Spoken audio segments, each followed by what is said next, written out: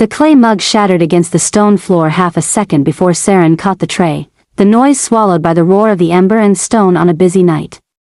She didn't flinch. She crouched, swept the shards to the wall with her boot, straightened, and kept moving, 3 tables waiting, 2 flagons low, 1 noble in the corner who had been snapping his fingers at her for the better part of an hour as though she were a dog that hadn't learned its name yet. She was used to it. Varenhold's oldest tavern drew every kind of person, merchants flush with coin, soldiers still wearing the dust of the road, pack nobles who treated the common quarter like a place they could be ugly without consequence. Seren had learned early that the trick was not to disappear exactly, but to become unremarkable. Steady hands. Flat expression. Eyes that absorbed everything and gave nothing back. It had kept her employed for 4 years and out of trouble for longer than that. She refilled the noble's flagon without being asked and moved on before he could think of something to say. The doors opened. Not loudly. Not with ceremony. But the room felt it, a shift in pressure, like the air before a storm decides to break. Conversations tapered. Heads turned. Seren was halfway to the kitchen when she registered the silence and looked back. Calder Verath stood in the doorway. She had never seen him before, but she knew him the way everyone in Varenhold knew him, from the way other people arranged themselves around him. His guard fanned out without instruction. The room contracted. He was tall, dark-cloaked, with the kind of face that had learned to show nothing because it had never needed to. He scanned the tavern the way a man scans a map, assessing, categorizing, moving on. His eyes passed over Seren. Then came back. She held his gaze for exactly 1 second before turning toward the kitchen. She had tables to clear. She heard him cross the floor. Heard the deliberate weight of his footsteps behind her. Heard him stop. Velatha Sorn, he said. She stopped walking. The words landed in her chest as something dropped from a height, old words, precise and barbed, shaped from a tongue that most people alive had never heard spoken aloud. The ancient language. And what he had said, arranged with the particular elegance of someone who thought themselves untouchable, translated roughly to, "Fetch me something, girl, before I lose patience with your existence." The kitchen door was 3 steps away. Seren turned around. She looked at him, really looked, and saw the slight curve at the corner of his mouth. He was waiting for confusion. For embarrassment. For the small, satisfying collapse of someone who didn't know they were being mocked. "Velatha," she said quietly, "is a command reserved for livestock and children. The form you want is Velsoren." She held his gaze. "And I'll bring whatever you like when I've finished with the table by the window." "My king." The silence that followed was the loudest thing she had ever heard. Calder Verath did not move. The curve at the corner of his mouth had gone. He studied her with an expression she couldn't name, not anger, not embarrassment, something more complicated than both. His guard had stiffened. Someone nearby set a cup down very carefully. Seren dipped her head in the shallowest courtesy she could justify, turned, and went to clear the table by the window. Her hands were perfectly steady. She was deeply, privately terrified. He stayed for an hour. She served his table twice, efficient, correct, nothing more. He said nothing further to her in any language. When he left, the room exhaled. Conversations resumed at twice their previous volume. The noble in the corner had apparently decided the evening was too eventful and slipped out without finishing his flagon. Seren was carrying linens to the back when the kitchen boy found her. "There's a man outside," the boy said, looking unsettled. "Royal Guard. He says the king wants to see you." She stood very still for a moment. Then she folded the linen, set it on the shelf, and walked out. The guard was tall and formal and said nothing beyond "come with me," which she did, through the side street and into a waiting space between 2 carriages where Calder Verath stood without his entourage for the first time, hands clasped behind his back, watching her approach with that same unreadable expression. "Say it again," he said. She blinked. "My king?" The correction. "Say it again." She repeated it, the proper conjugation, the distinction between command forms, the context in which each was appropriate. He listened without interrupting. When she finished, he was quiet for a long moment. "Where did you learn it?" he asked. "I don't know," she said. It was the truth.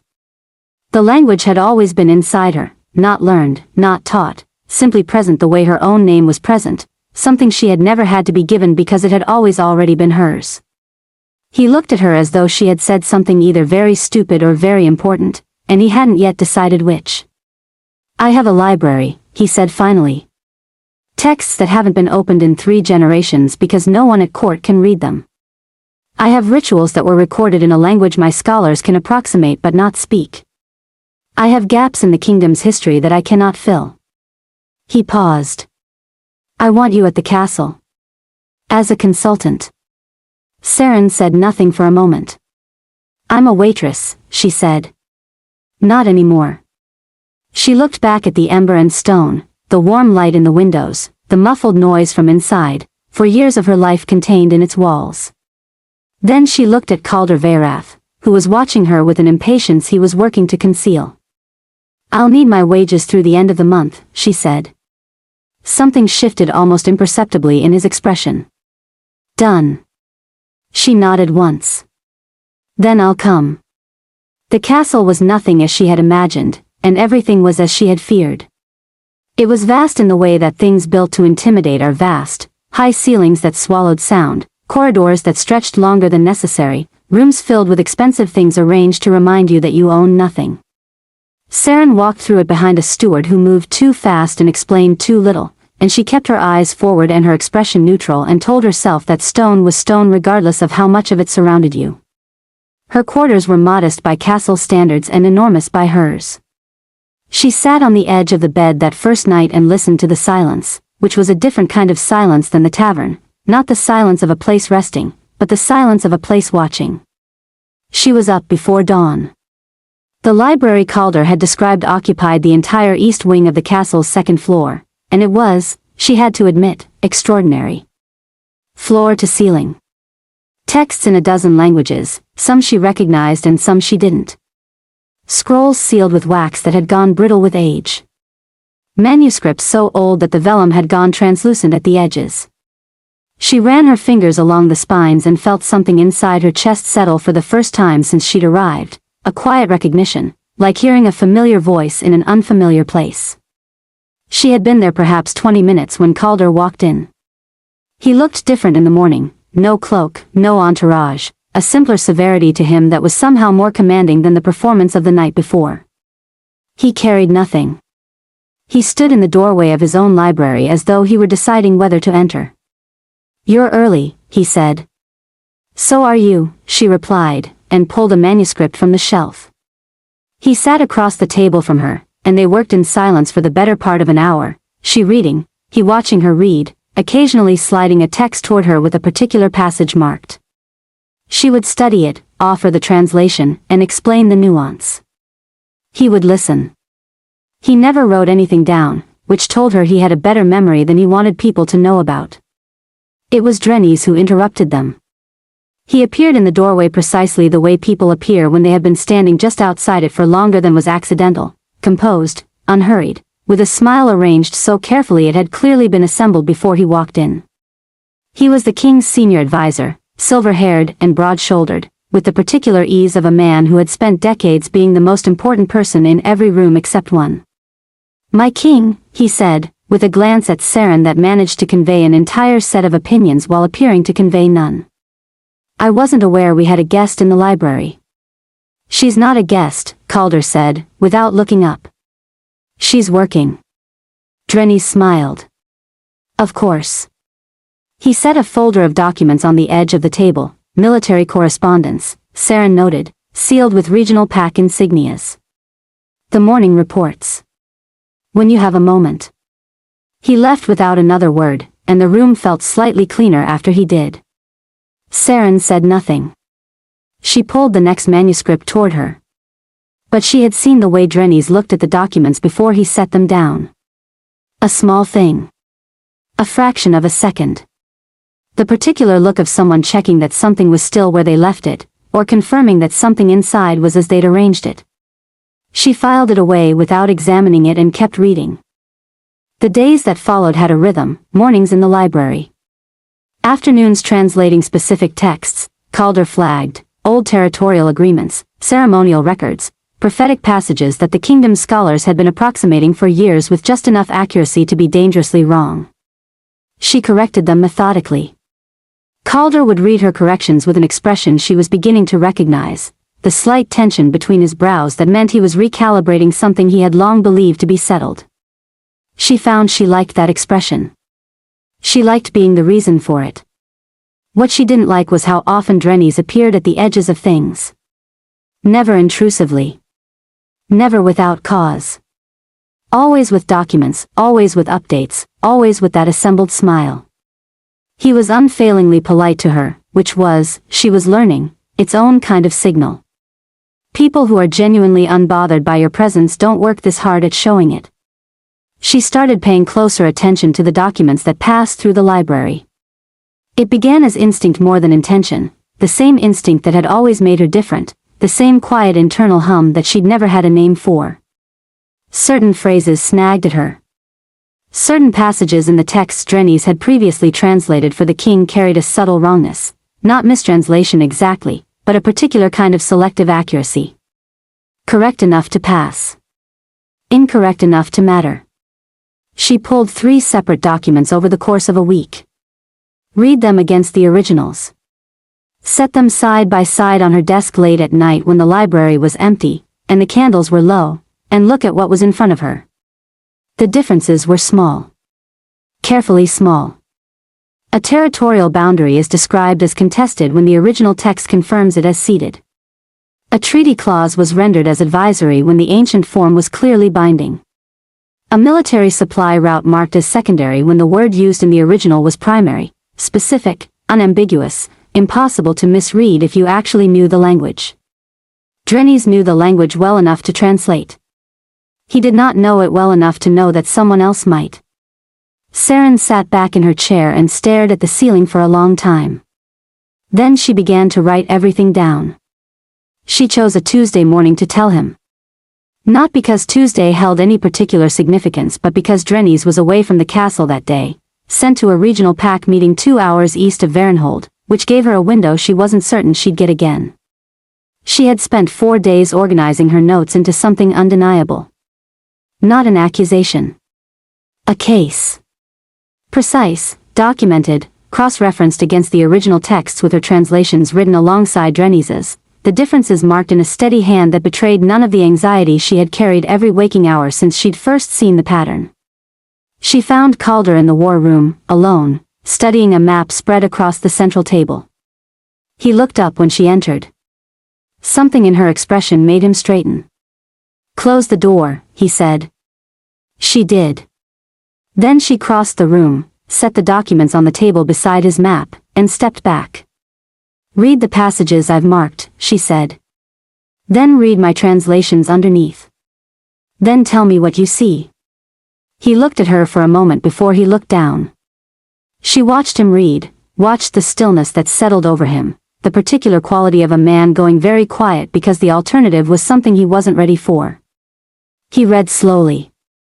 He read everything twice.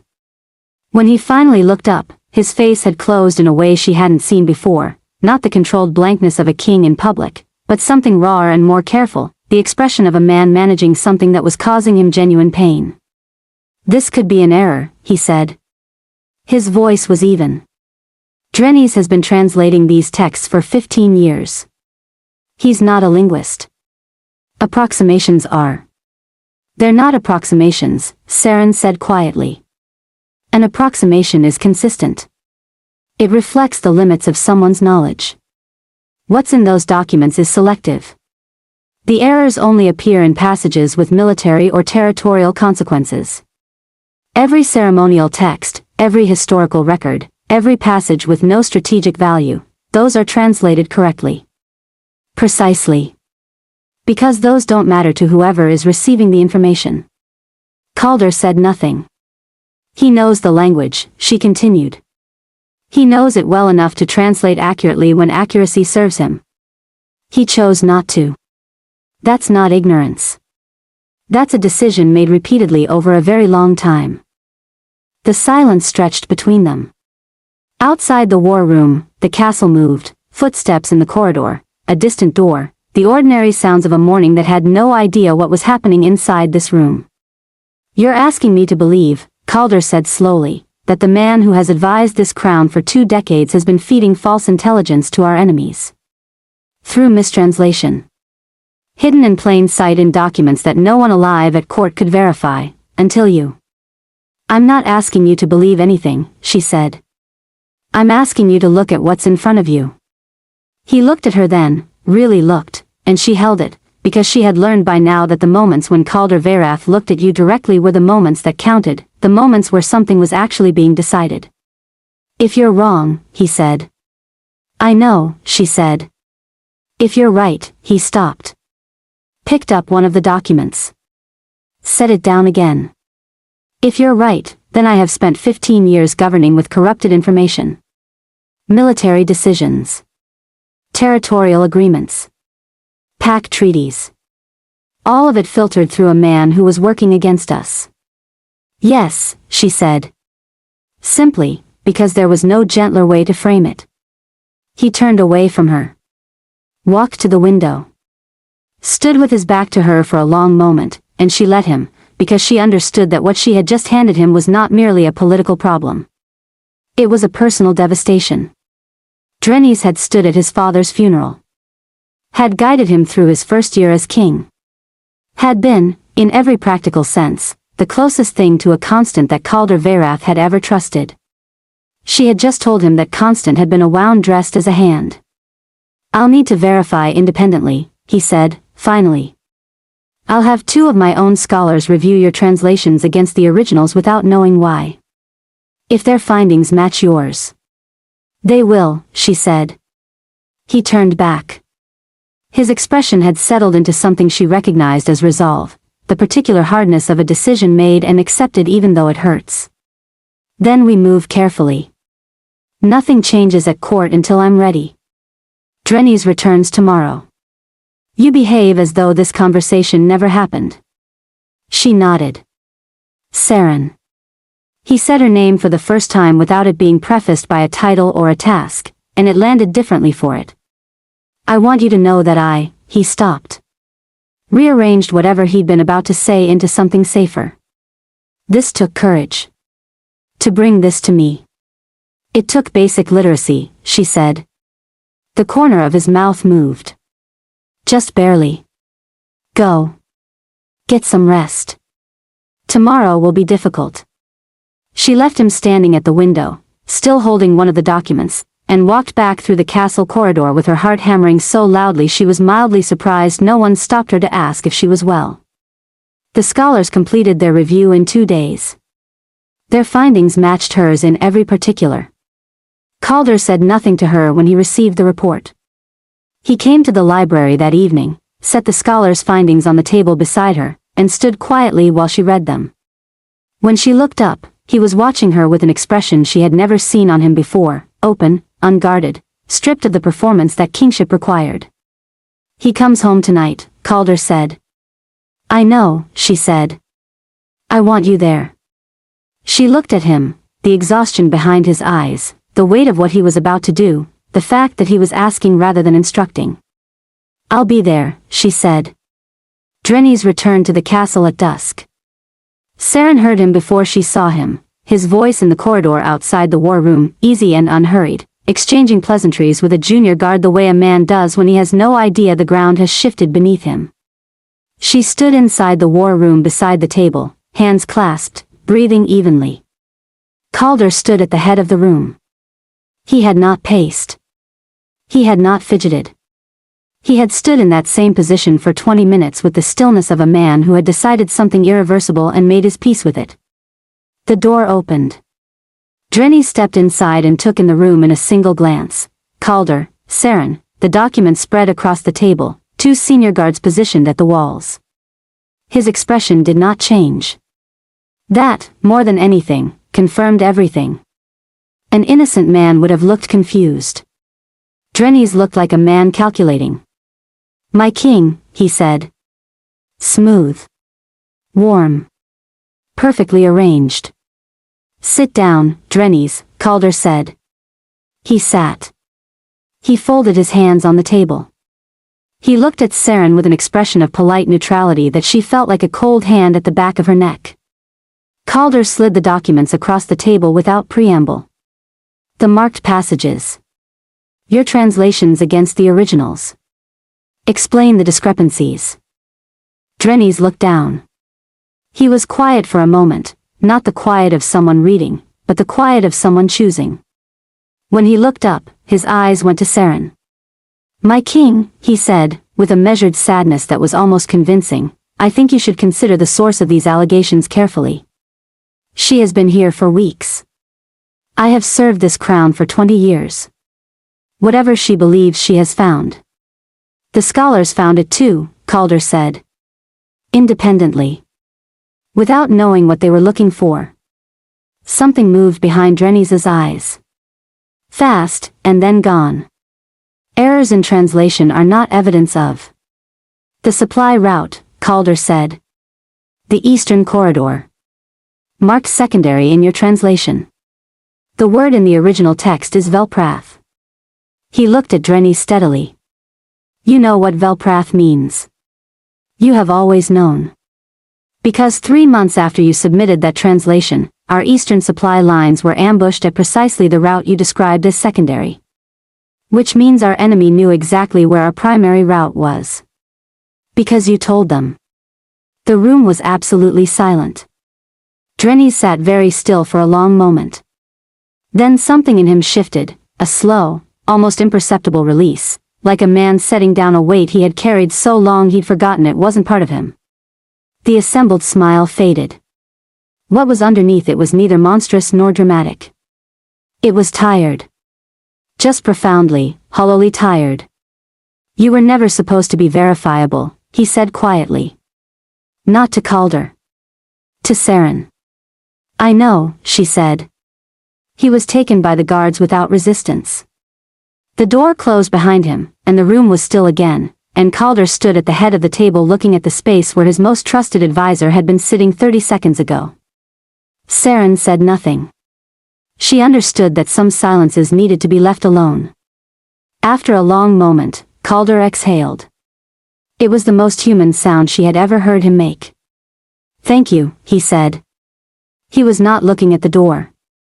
He was looking at her. You made the hard choice, she said. I just gave you the information. You gave me more than that. He crossed the room slowly and stopped in front of her, closer than their usual careful professional distance, close enough that she could see the exhaustion in his face and the something else underneath it that he had been managing for weeks. You gave me the truth when it would have been easier to stay quiet. When it costs you something to speak. She looked up at him. It didn't cost me anything. Seren. Her name again, the same way as before, without title or task. It cost you the safety of being unremarkable. You know that. She did know that. She had known it the moment she turned around in the ember and stone and opened her mouth. She had known it every day since. She had done it anyway because the truth, in the ancient language, was not merely a virtue, it was a structural force, the load-bearing wall of everything. You did not lie in the ancient tongue. You could not. The language itself rejected it, bent wrong around falsehood, the way a bone bends wrong under too much weight. She had been built to speak it. She was beginning to understand that this had always meant something. Calder reached up and touched her face, just briefly, just once, the back of his fingers against her cheek, and then his hand dropped, and he stepped back, and the moment folded quietly into the space between them where it would live until one of them was ready to name it. They were not ready yet. But they were close. The council objected formally and loudly when Calder made his announcement 3 weeks later, his intention to name Seren Ashveil his Luna Queen. Bloodline was raised. Origin was raised. The word common was used by a council member who clearly expected it to land like a verdict. Seren stood before them in the great hall without armor or argument, in the plain gray dress she had arrived at the castle in, and waited for them to finish. Then she spoke in the ancient language. She recited the passage she had found in the ritual texts, the full account of the Luna gift, its origin, its purpose, what it meant for a pack to have a Luna who carried the ancient tongue not as a skill but as a birthright. She spoke it without translation, without explanation, and let the words do what the ancient language always did, land with a weight that bypassed argument and went straight to something older and deeper and more certain than opinion. The great hall went quiet. Not reluctant, quiet. Not offended quite. The quiet of people who have just heard something true spoken in a register they cannot dispute, even if they wanted to. The council's acceptance came the following morning in writing. Brief. Formal. Correct. The coronation was held at the first full moon of the new season, as tradition required. Varenhold filled with pack members from every territory, drawn by something older than ceremony, a pull along the bond that none of them could have fully articulated but all of them felt. Seren stood in the great hall in white and gold and did not shake. She had stopped being afraid of being seen. She had made her peace with it in a war room 3 weeks ago, standing in the truth of what she was while a man tried to make her smaller with his eyes. She was not small. She had never been smaller. She had simply been waiting for the right moment to take up the space she had always occupied. Calder placed the crown on her head and held her gaze while he did it, and the look between them was private despite the hundreds watching, a look that held the ember and stone and the library and the war room and the back of his fingers against her cheek, all of it compressed into a single moment that belonged only to them. The pack bond sang. Their son was born in the depths of winter, small and furious and entirely certain of his own importance from the very first breath. They named him Aldrich. He had Calder's eyes and Seren's stillness and a quality that neither of them had a word for yet, a presence, a weight to his quiet, something that made the nurses in the room exchange a glance and say nothing. Seren sat with him in the hour before dawn when the castle was its most honest, no performance, no ceremony, just stone and candlelight and the sound of her son breathing. She held him close and spoke to him softly in the ancient language, the words falling into the silence like water into still water. Calder, who had been watching from the doorway for longer than she knew, came and sat beside her. He was warm against her shoulder. He looked down at Aldrich with an expression she had come to love, the expression of a man consistently overwhelmed by his own feelings in the best possible way. "What are you telling him?" he asked. She smiled. Looked down at her son's small, sleeping face. Felt the truth of it settle through her the way the ancient words always settled, deep and load-bearing and permanent. "That he comes from truth," she said. Calder was quiet for a moment. Then he pressed his lips to her temple and kept them there. Outside, Varenhold slept. The pack bond hummed low and steady across the territory like a long, satisfied breath. The ancient language, which had begun as a weapon aimed at a waitress in a crowded tavern, had ended here, in a lullaby, in a beginning, in the quiet certainty of a woman who had always known who she was and had simply, finally, been seen. If this story kept you reading until the very last word, you already know what to do. Like this video, leave a comment telling us your favorite moment, and subscribe so you never miss what comes next. The next story is already waiting for you.